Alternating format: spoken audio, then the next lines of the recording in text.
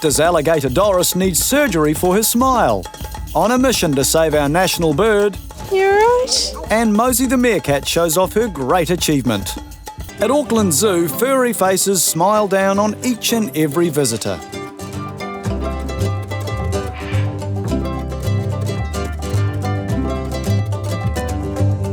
But not all the animals have fur or feathers.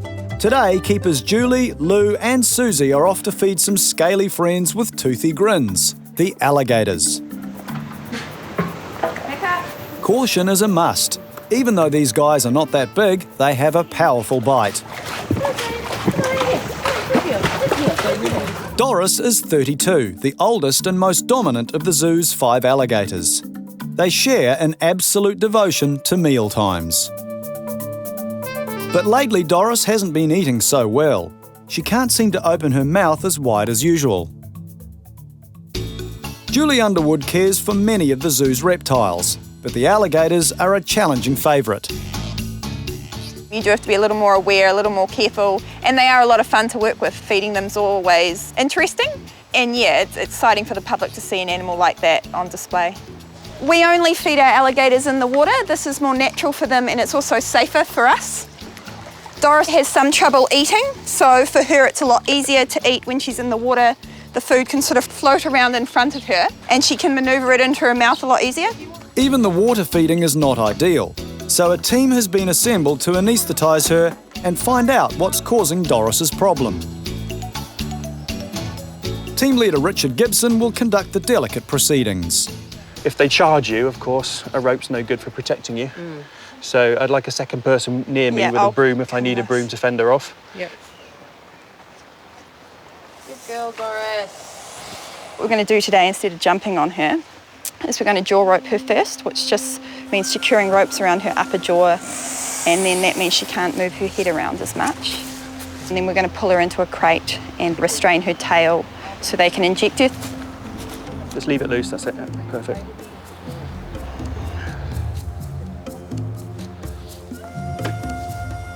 With the second rope secured, Right, we're going to go at 45 degrees angle. Julie starts to manoeuvre 50 kilos of muscle, teeth and attitude. I might need a second pair of hands. I'm going to have trouble. Yeah. You can take her by the rear feet if you want. You can lift her rear feet if you need to.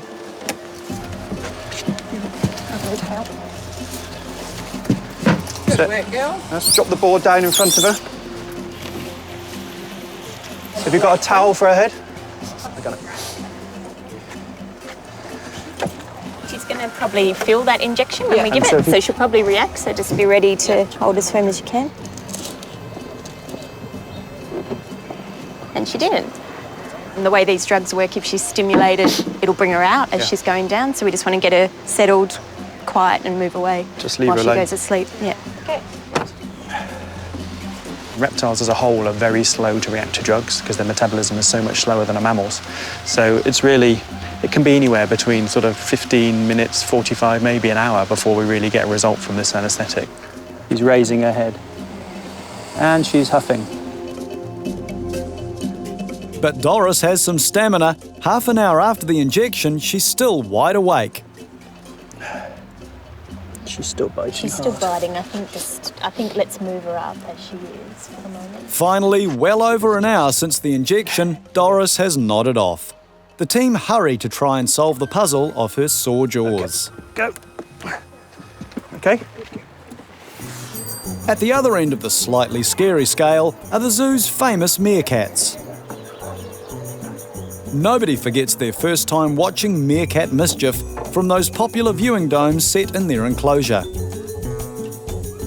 But today, it's the meerkats who are all eyes for their keeper, Annika. What I'm most proud of at Auckland Zoo is the fact that we're all here working for the same reasons. At the end of the day, the animals are most important, and so we all work really hard to educate people and provide a better future for their wild cousins.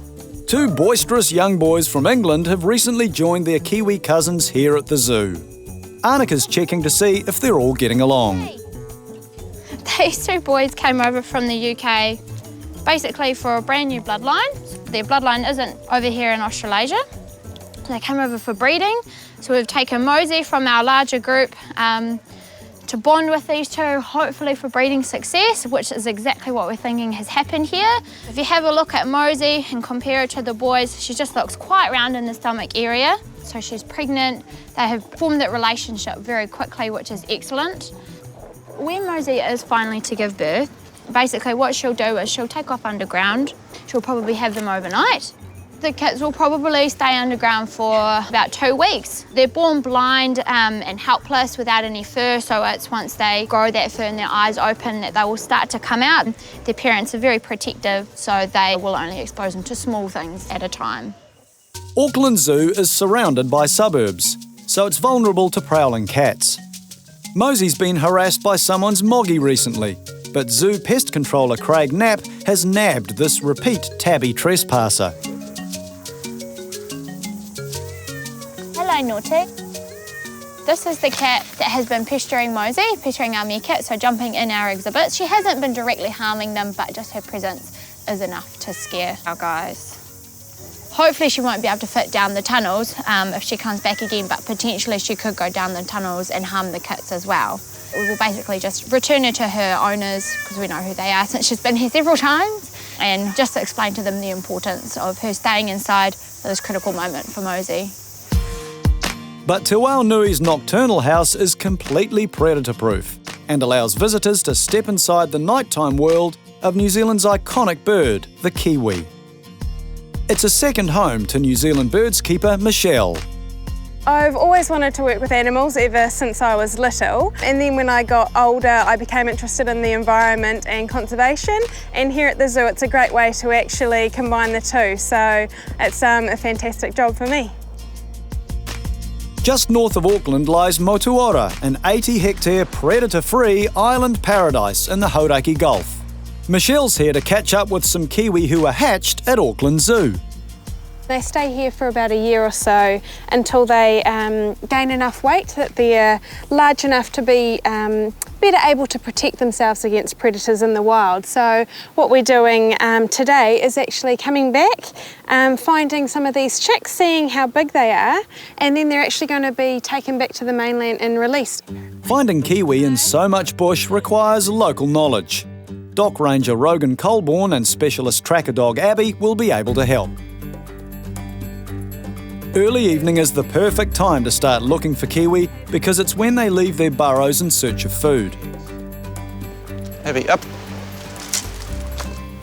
The dog we're using today has been trained since a puppy, and she's 4 years old now, so she's been at this for a long time, and it's really great for me to be able to see the dogs being used because I get asked a lot about it at the zoo, and it's the first time I've actually seen it, so it's really great to experience it myself.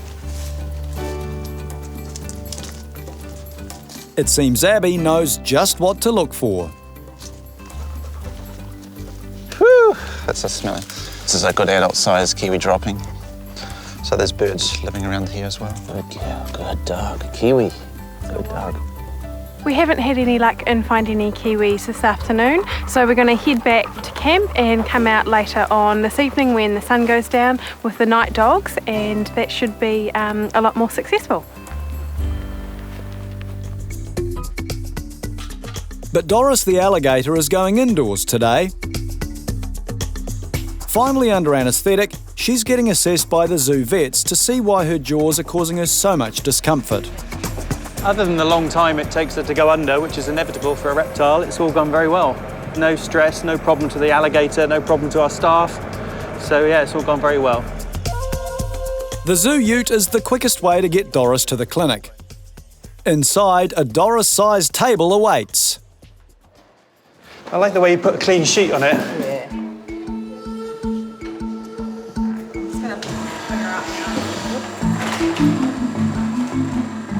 While vet Anna makes sure Doris can breathe, Julie's also getting a closer look.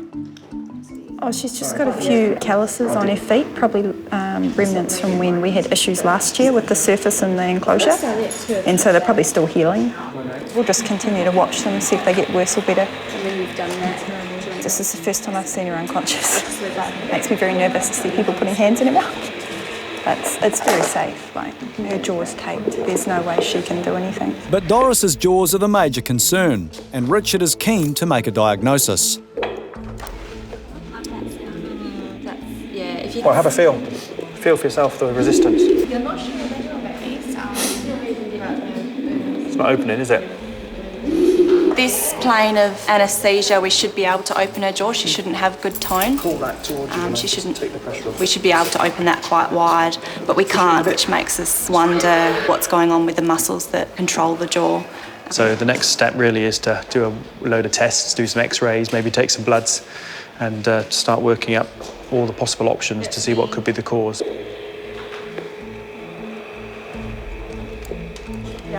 Thanks. Can you just take a photo of this? That's fine.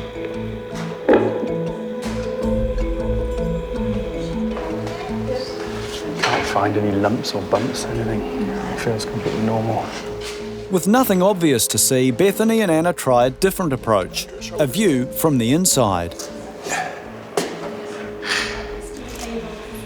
Looking for bony changes on the X-ray is what we're going to see. So any asymmetry, obviously any evidence of fractures or bony tumours or things like that that might be causing the problem with opening her mouth. Obviously, this is a problem that we don't want to get worse. At the moment, she still feeds, which is great, but if it is something that's degenerative and it's going to get worse over time, we want to catch it now. With no clues to Doris's condition in the physical exam or the X-ray, perhaps a blood test will help solve the mystery. Okay.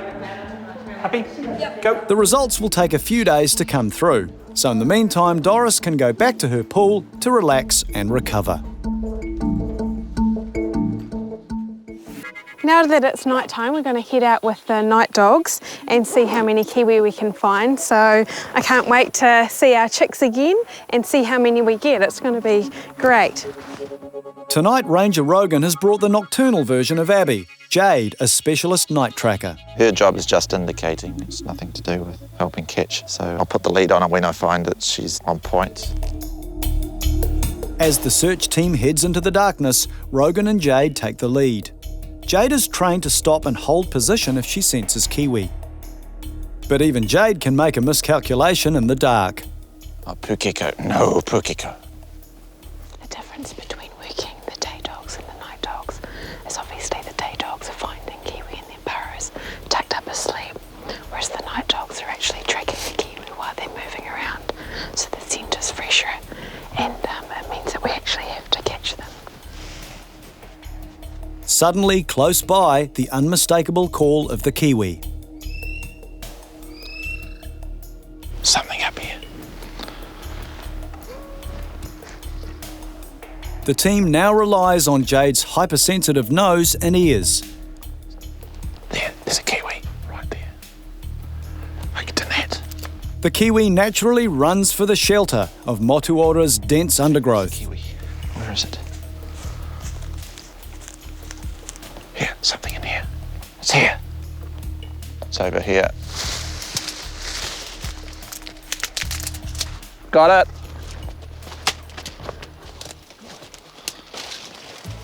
Hooray! One brown kiwi. Very easy to detect where they are, but actually to catch them is another story. So I just, to check condition, I just turn it upside down, run my hands up and down the ribs. If I can feel the ribs, it's poor or medium condition. You might like to just feel, but I can't feel any ribs. No. It's just full of fat. You're a chubby one, aren't So you? there's just so much food on this island in spite of the numbers of kiwis. The microchip on the bird will help Michelle tell where it was born and raised.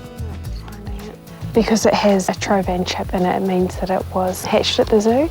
So if it had no chip, then it might be island born. So yeah, this is one of ours.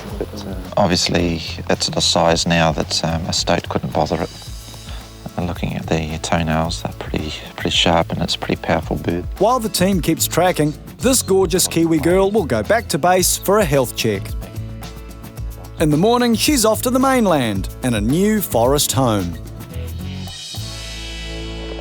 As the sun beats down on another beautiful Auckland afternoon, many animals are cooling off.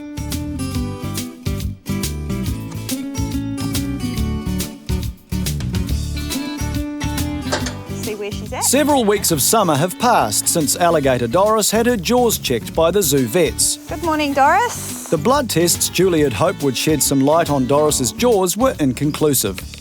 She still finds it hard to open that impressive mouth. This isn't great. Doris is having her last feed for a while. Alligators become dormant in winter as it's too cold to digest food. But at least this will give the team more time to find out what's wrong.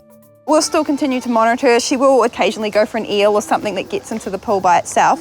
And then as next summer comes along and it warms up and we start feeding her again, we will just monitor her really closely. And that's not to say that we can't do further procedures with her over winter to double check things, but yeah, she won't be using her jaw much anyway. Not put off by her problematic jaw, Doris tucks into her final feast.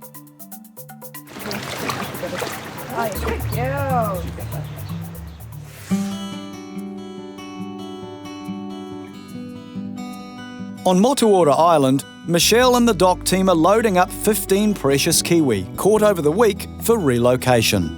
So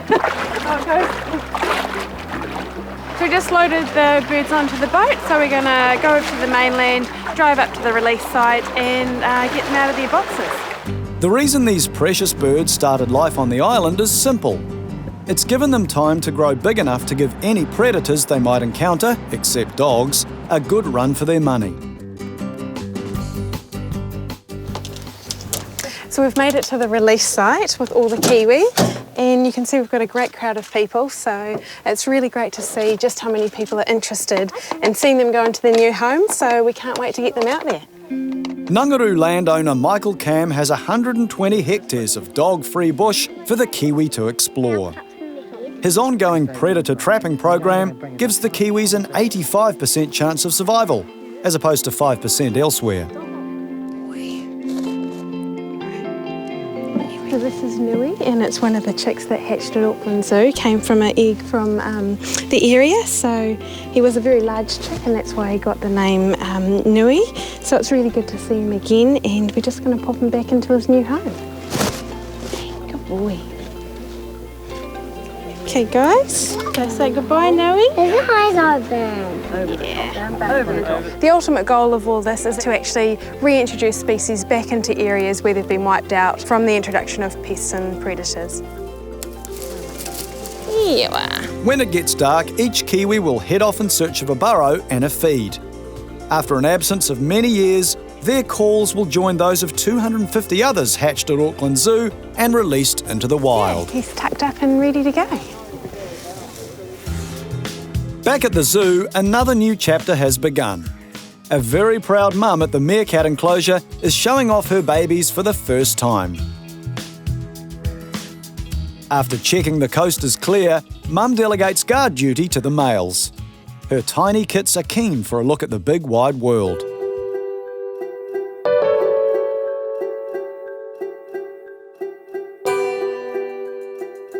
Mosey still seems a little reluctant to let them out of her sight.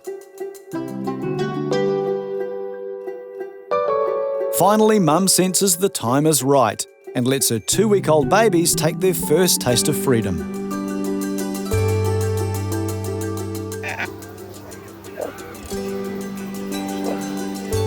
Such a good girl, Mose.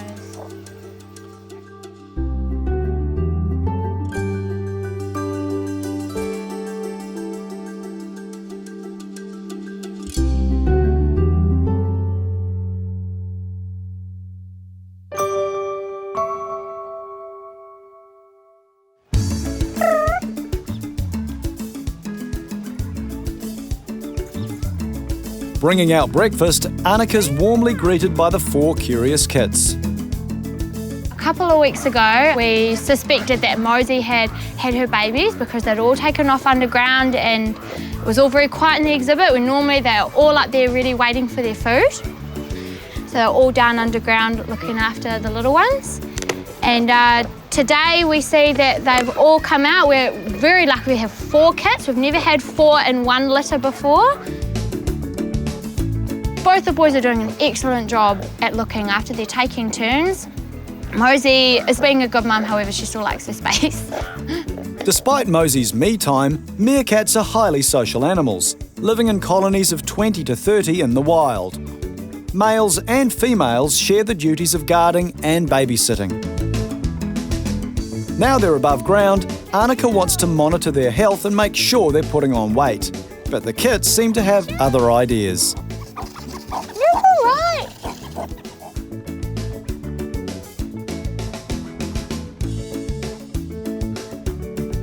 So weighing the babies today was a bit of a flop, probably because I bought something big in the exhibit, just new. So we'll basically just bring it in each day, get them used to it. They might just jump up there themselves. It'll be a bit easier. So yeah, we'll try it again another day. Next week on the zoo, the underground adventures of porcupines Nyack and Onion. A wounded kaka needs emergency surgery. It's just so sad to see that this is completely because of someone's careless act. And the sea lion encounter goes high-tech.